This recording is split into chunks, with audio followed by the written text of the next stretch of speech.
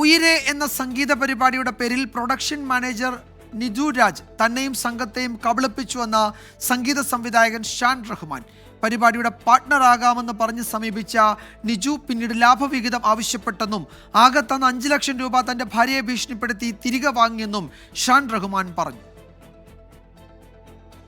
ഉയിരെ സംഗീത പരിപാടിയുമായി ബന്ധപ്പെട്ട് ഉയർന്ന ആരോപണങ്ങൾക്ക് ശേഷം ആദ്യമായാണ് ഷാൻ റഹ്മാൻ വിശദീകരണവുമായി രംഗത്തെത്തുന്നത്. പ്രൊഡക്ഷൻ കമ്പനി ഉടമയെന്ന് പരിചയപ്പെടുത്തി സമീപിച്ച നിജു തന്നെയും സംഘത്തെയും കബളിപ്പിച്ചെന്ന് ഷാൻ റഹ്മാൻ. ഷോയുടെ തലേ ദിവസം ആ വെന്യൂവിൽ പോയപ്പോഴാണ് ഞെട്ടിക്കുന്ന ഒരു സത്യം ഞാൻ മനസ്സിലാക്കുന്നത്. അതിന്റെ പ്രൊഡക്ഷൻ കമ്പനി മുഴുവൻ മാറി എന്നുള്ളത്. അതായത് ഉദയാപ്രോ അല്ല പ്രൊഡക്ഷൻ ചെയ്യുന്നത് എന്നുള്ളത് എനിക്ക് അവിടെ വെച്ചാണ് എനിക്ക് മനസ്സിലാവുന്നത്. ഇത് ആസ് എ പാർട്ട്ണർ എന്നോട് ചെയ്യേണ്ട ഒരു കാര്യമല്ല, ആസ് എൻ ആർട്ടിസ്റ്റ് എന്നോട് ചെയ്യേണ്ട കാര്യമല്ല. കാരണം അത് വളരെ വൈറ്റൽ ആയിട്ടുള്ളൊരു ചേഞ്ചാണ് അവിടെ നടത്തിയിരിക്കുന്നത്. അത് നമ്മളിൽ നിന്നത് മറച്ചു വെച്ചു.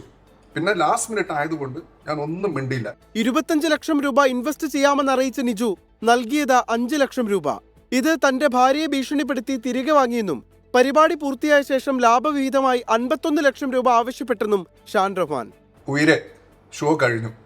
നമ്മുടെ സൈഡിലുള്ള പേയ്മെന്റ്സും കാര്യങ്ങളൊക്കെ സെറ്റിൽ ചെയ്യാൻ തുടങ്ങി. ആ സമയത്ത് നിജു ഒരു 45 ലക്ഷത്തിന്റെ ഒരു ബില്ലുമായിട്ട് വന്നു. അപ്പൊ ഇത് എന്തിന്റെ ബില്ലാണെന്ന് റൈറ്റിംഗിൽ തരാൻ പറഞ്ഞു. കാരണം മനസ്സിലായില്ല. ഈ പറയുന്ന പോലെ നിജുയുടെ എക്സ്പെൻസ് കൂടെ ഞങ്ങൾ കൊടുക്കണം എന്ന് പറഞ്ഞു കഴിഞ്ഞാൽ അത് എവിടുത്തെ ന്യായമാണത്? തന്നെയും ടീമിനെയും വഞ്ചിച്ചെന്ന് കാണിച്ച് ഷാൻ റഹ്മാനും ഭാര്യയും നൽകിയ പരാതിയിൽ ഇൻഫോ പാർക്ക് പോലീസിന്റെ അന്വേഷണം പുരോഗമിക്കുകയാണ്. Nikhil Pramesh, news desk 24.